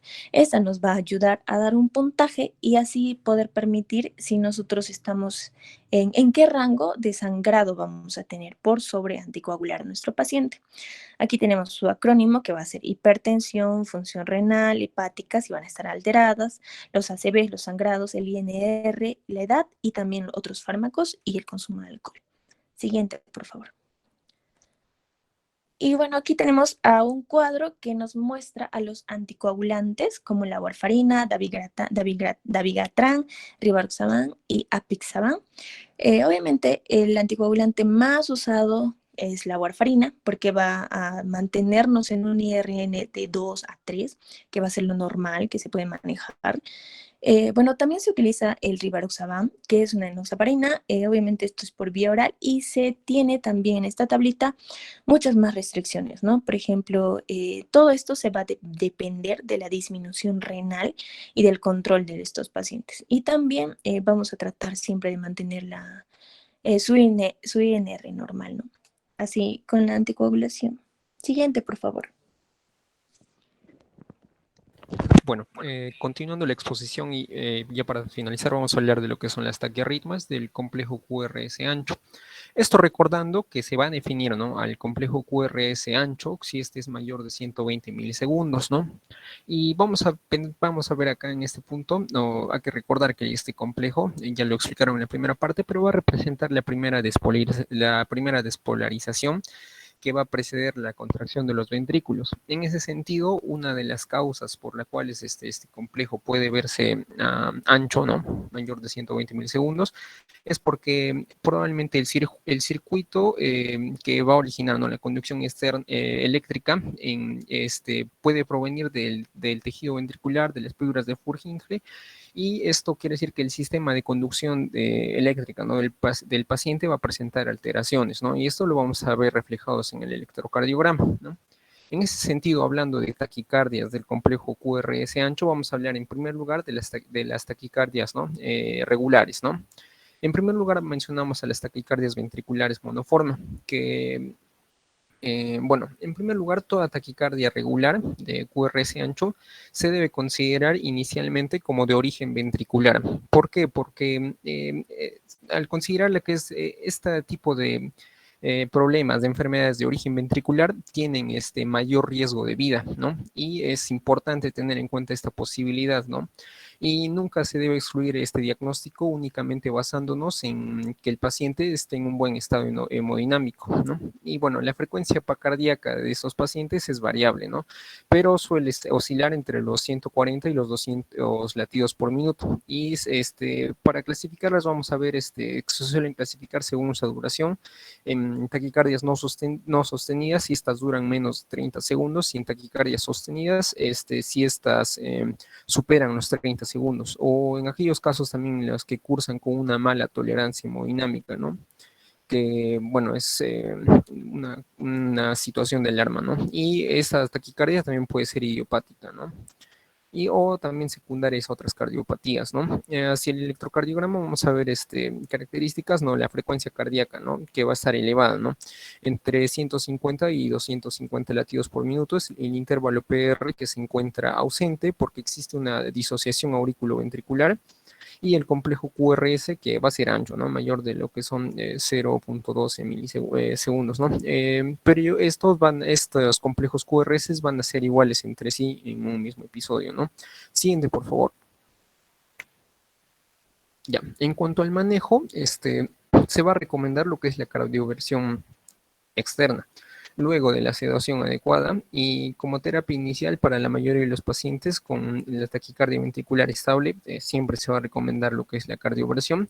En caso de que el paciente tenga un cardioversor implantante, como un marcapasos, puede detenerse la arritmia, ¿no?, mediante el marcapasos antitaquicardia antes de realizar o de intentar una cardioversión, ¿no? En pacientes con taquicardia de complejos anchos, refractarios o recurrentes, se sugiere utilizar lo que son fármacos antiarrítmicos intravenosos, clase 1 o clase 3, ¿no?, tales como ya lo han estado mencionando, el uso de lo que es la miodarona, ¿no?, que ¿no?, la amiodarona va a activar receptores purínicos y van a producir la relajación de la musculatura lisa, por inhibición del flujo lento de la entrada de calcio, y van a activar lo que es la adenilciclasa, ¿no?, en las células de la musculatura lisa, ¿no?, y puede ayudarnos justamente con pacientes con taquicardia. Y esta miodarona se debe colocar en bolo a 30 miligramos intravenoso, ¿no? Y bueno, en pacientes seleccionados también que se sabe que tienen uno de los síndromes de una taquicardia ventricular, También teniendo el contexto de un corazón estructuralmente normal, se sugiere que se usen bloqueadores de calcio o bloqueadores beta para la terminación o la supresión, ¿no?, de lo que es la arritmia, de la taquicardia. Sin embargo, la decisión de usar estos medicamentos en este entorno debe tomarse siempre por un cardiólogo con experiencia, ¿no?, en lo que es el manejo de las arritmias, ¿no? Siguiente, por favor. Ya, vamos a ver lo que son las taquicardias supraventricular con conducción aberrante, ¿no? Y en estos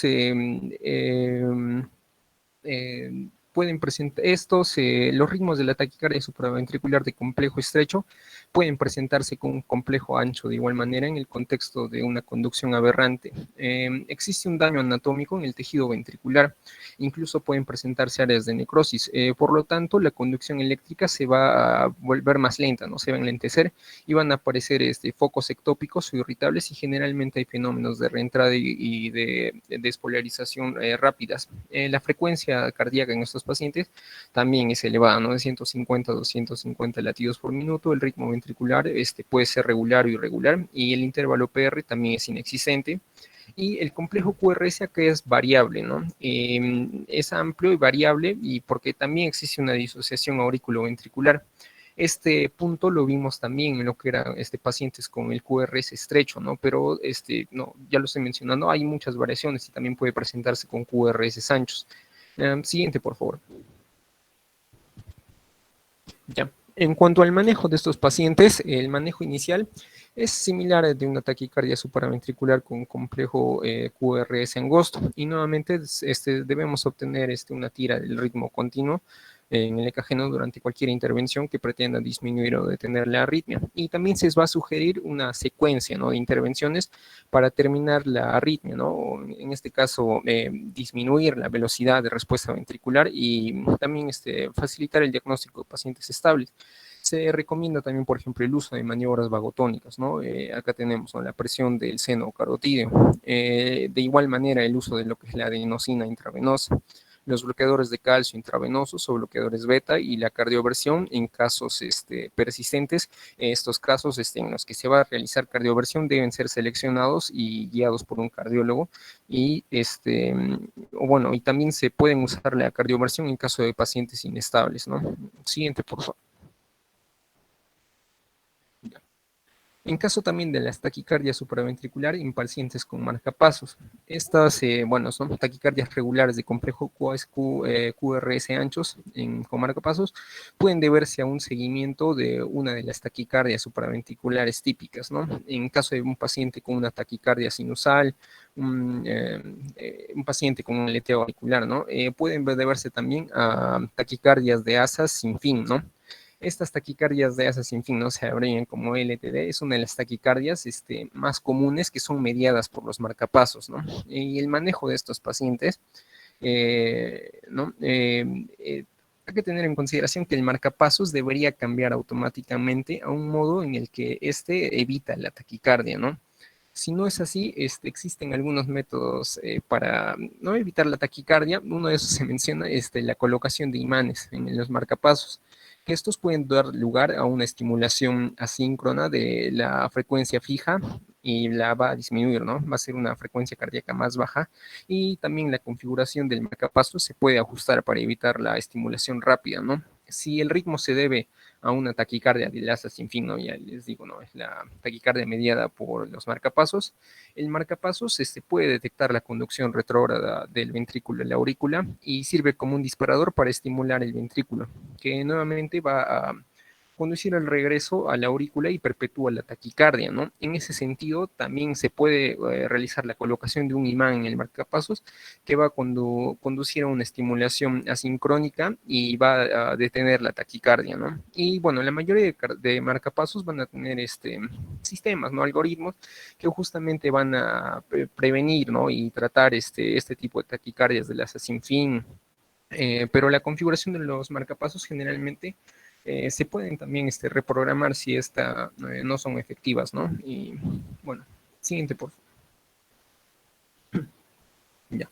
También hablamos de lo que son taquicardias de QRS ancho irregulares, ¿no? En este caso vamos a hablar de lo que es la fibrilación auricular preexcitada. Esta es una situación de urgencia, ¿no? Por la elevada respuesta ventricular y el riesgo de generar en una fibrilación ventricular, ¿no? Y la fibrilación auricular, los impulsos van a seguir múltiples vías caóticas y aleatorias a través de las aurículas, ¿no? Esto se explica porque existen anormalidades anatómicas una determinada lesión, como pueden ser fibrosis intersticiales o infiltración de grasa, ¿no? Y bueno, para el establecimiento de la arritmia, usualmente se requiere un evento promotor, ¿no? Como pueden ser cambios en la tensión de la pared auricular, pacientes con extrasístoles o cambios del tono anatómico del corazón, y de igual manera debe haber algún evento que va a favorecer esta taquicardia, ¿no? Puede ser una inflamación o la fibrosis, y esto puede llegar a perpetuar la arritmia, ¿no? Y posteriormente sabemos, ¿no?, que existe un remodelado de la aurícula, ¿no?, en la que ésta se puede dematizar, se va a dilatar y finalmente va a haber una hipertrofia celular. Y ya lo hablé bastante, creo, mi compañeras de esto, ¿no? Y el uso también de muchos fármacos anticoagulantes, ¿no? Y es un problema y es por eso va a suponer un riesgo bastante grande el paciente y puede determinar la cronicidad de una arritmia, ¿no? La pérdida de la actividad mecánica de la aurícula, especialmente en las cavidades izquierda, van a producir éstasis sanguínea, ¿no? Y favorece la aparición de trombos, ¿no? Y si estos trombos embolizan y son disparados, ¿no?, por la misma contracción cardíaca, van a constituir la complicación más grave de esta patología. Hacia el EKG podemos ver características que la frecuencia puede ser normal o lenta si hay alteraciones en la conducción eléctrica en el nodo sinusal. El patrón suele ser irregular con variaciones en el intervalo RR y la amplitud de la onda R también. Y la onda P está ausente, ¿no? Y hay unas ondas F en minúscula que les dicen, ¿no?, que son las ondas de la fibrilación auricular caóticas. Siguiente, por favor. En cuanto al manejo, en primer lugar vemos lo que es el control de la frecuencia, ¿no?, en el cual se suele usar lo que es el metoprolol a 5 miligramos por vía oral, ¿no? La metildigoxina a 0.1 miligramos por mililitro intravenosa cada 3 minutos, y bueno, y después necesito una dosis de mantenimiento de 10 a 15 microgramos por kilogramo de peso corporal.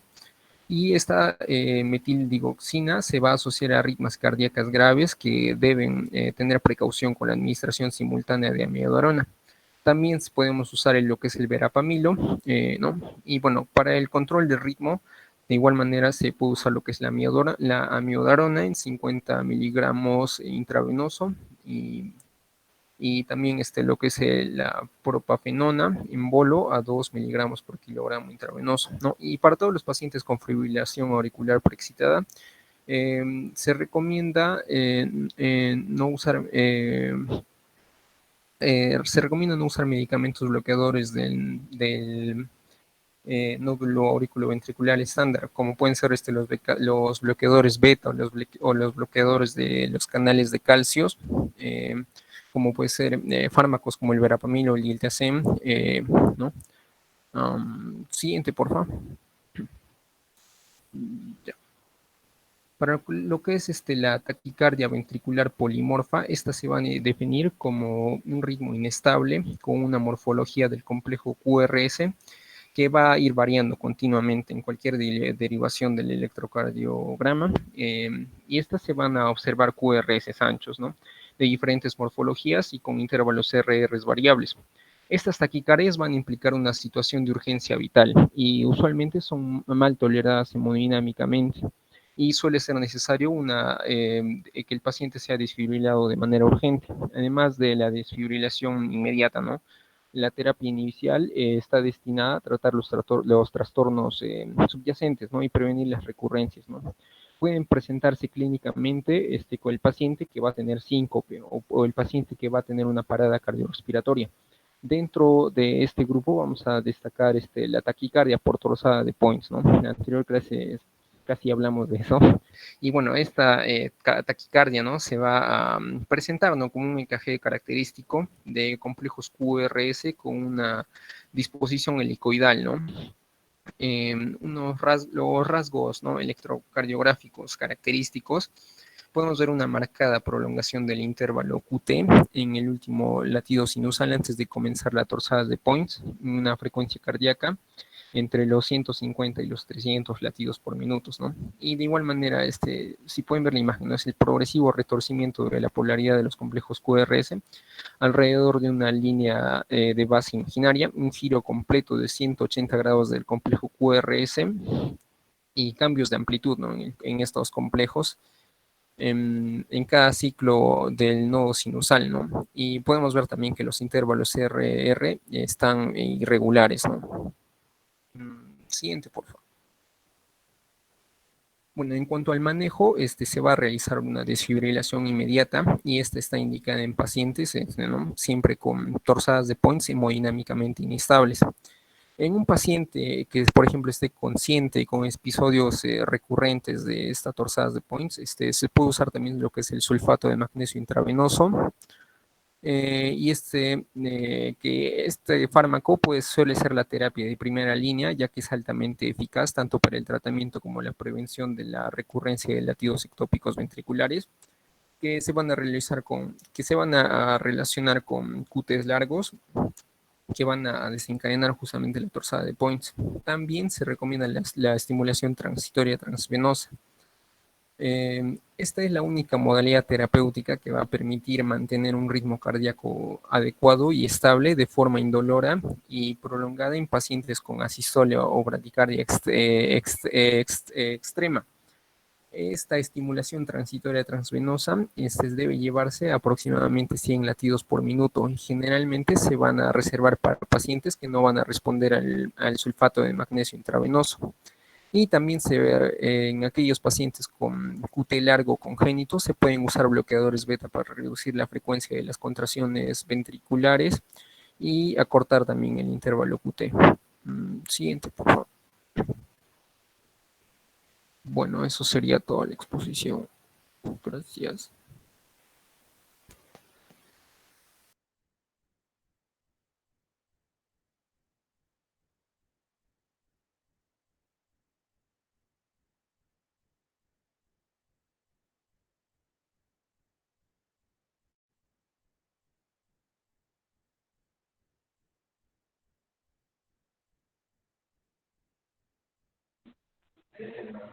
Muy bien, chicos.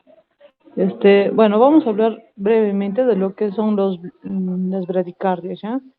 Las bradicardias, tenemos que ver en la guía del AJA te dice una frecuencia cardíaca menos de 50, ¿no? Pero en este caso lo que nosotros tenemos que valorar es,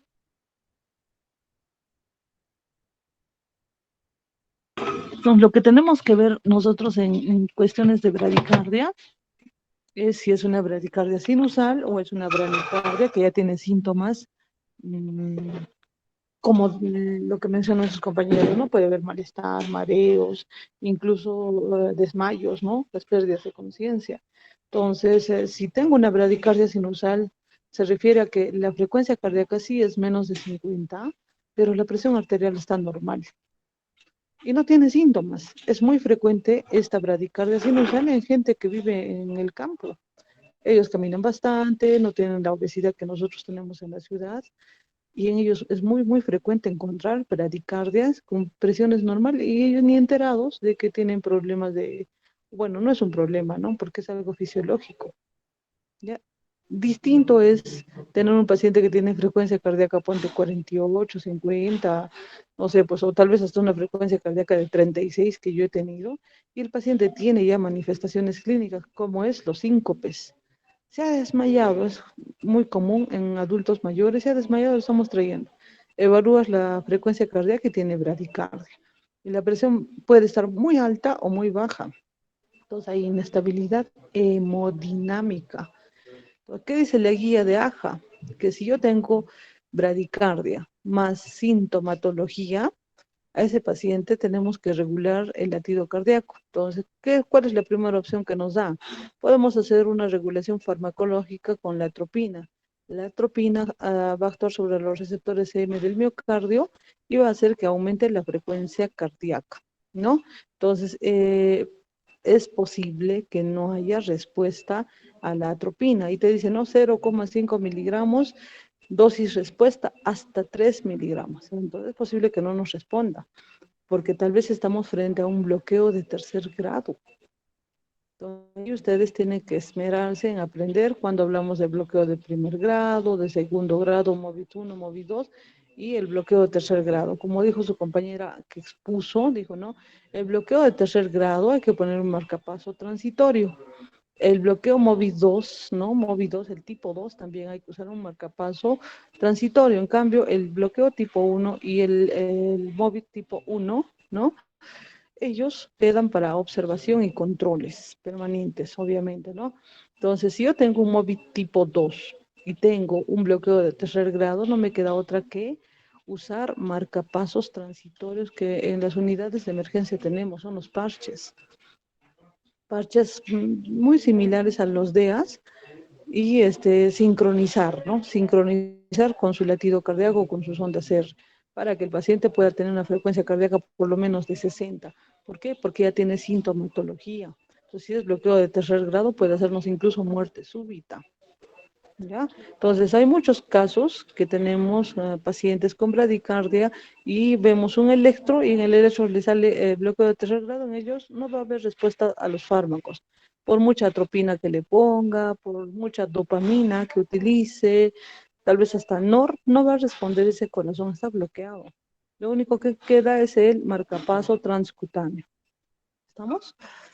Pero si es un bloqueo de segundo grado, MOVID tipo 2, probablemente tengamos respuesta a atropina y a dopamina. Ya, como les decía, la atropina actúa sobre receptores M del miocardio, en cambio la dopamina es una catecolamina, ¿ya? Esta catecolamina tiene efecto principalmente inotrópico positivo, o sea, aumenta la frecuencia cardíaca. Entonces, no responde a la atropina mi paciente, plan B, empiezo la infusión de dopamina, ¿no? Va a obligar a que el corazón a latir, ¿no? Y si la dopamina no me responde, puedo asociar noradrenalina. Ya, si los dos fármacos no me obedecen, ya saben. Entonces, ¿cómo vamos a llegar a los diagnósticos? ¿Qué tipo de bloqueo es? A través de un EKG, electrocardiograma. Tener en cuenta, muy en cuenta también, el uso de qué medicamentos toma mi paciente. Ponte que usa beta bloqueantes, ¿no? Tendré que suspender los beta bloqueantes, ¿no? Como los propanolol, carvedilol, atenolol, ¿no? Tengo que suspenderlos, porque esos fármacos están haciendo que el corazón se bloquee, ¿ya? Ahora también trastornos electrolíticos. El principal electrolito relacionado a lo que son alteraciones en lo que es frecuencia cardíaca viene a ser el potasio. ¿Ya? ¿Hay hipercalemia o hay hipocalemia? ¿Cuál de las dos? ¿Sí? Y si encuentro ese problema, de inmediato lo tengo que corregir porque me está trayendo problemas.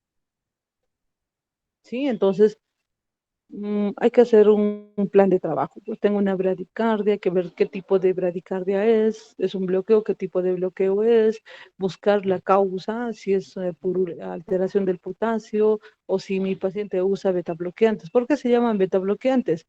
¿Por qué? Porque en nuestros receptores del miocardio tenemos los receptores beta 1 y beta 2. ¿Ya? Y los fármacos beta bloqueantes actúan pues, sobre esos receptores beta 1. Lo bloquean y el corazón se vuelve más lento. Ya hemos tenido con mucha frecuencia pacientes con bradicardias por los beta bloqueantes. Suspendemos los beta bloqueantes unos 2-3 días, reajustamos la dosis y el paciente se corrige. ¿Estamos? Lo mismo nos sucede con la intoxicación por digitálicos. La digoxina, ¿no? Que lo usamos para la fibrilación auricular en los pacientes adultos mayores, que son los que con más frecuencia tienen este problema. Usamos la digoxina y no le corregimos la dosis, no observamos cuánto de frecuencia cardíaca tiene diario, y se nos pasó, pues. Le hemos dado más el fármaco y se ha bloqueado. Entonces, ¿qué hacemos? Suspendemos la dioxina por unos días, ajustamos la dosis y reiniciamos su tratamiento porque es una fibrilación. ¿Ya? Eso es en relación a lo que es bradicardias, no olvidarnos de las bradicardias sinusales. Entonces, la clave para darnos cuenta es, ¿tiene o no tiene síntomas? ¿Sí? En consulta, ustedes cuando vayan a periferia a trabajar, ¿a qué lugares los mandarán? Ahí se van a acordar de estas bradicardias sinusales. Frecuencia cardíaca 46. Señor, ¿usted está bien? ¿Tiene molestia? ¿Le duele su cabeza? ¿Le duele su pecho? No. Le toma la presión, está normal. Ah, pues es una bradicardia sinusal. En los deportistas también podemos encontrar bradicardia sinusal. Ya chicos, todo en relación a las taquiarritmias vamos a hablar en la siguiente clase teórica, ya vamos a ampliar, y en la práctica también tenemos que reforzar este tema. Y hay que hacer un esfuerzo por aprender los trazados. El video que hemos visto al inicio es muy bueno, ¿ya? Les va a ayudar a hacer diagnóstico de cada trazado. Una vez que ustedes sepan reconocer, ¿no? Si estás frente a una fibrilación auricular, taquicardia ventricular, fibrilación ventricular, una vez que tú reconozcas, ya sabes o tienes que saber el tratamiento, porque cada uno tiene tratamiento diferente. ¿Ya? Entonces, espero que vuelvan a ver ese video. Les voy a aceptar por esta vez que ese video también lo podamos presentar con el grupo de los viernes, porque es bueno, ¿ya? Por los trazados que tiene. Y reforzamos esta clase con la práctica. Ya jóvenes, creo que eso es todo por ahora. Nos vemos en la siguiente clase. Gracias, Ya, doctora. doctorita. Gracias, doctora. Muchas gracias, doctora. Gracias.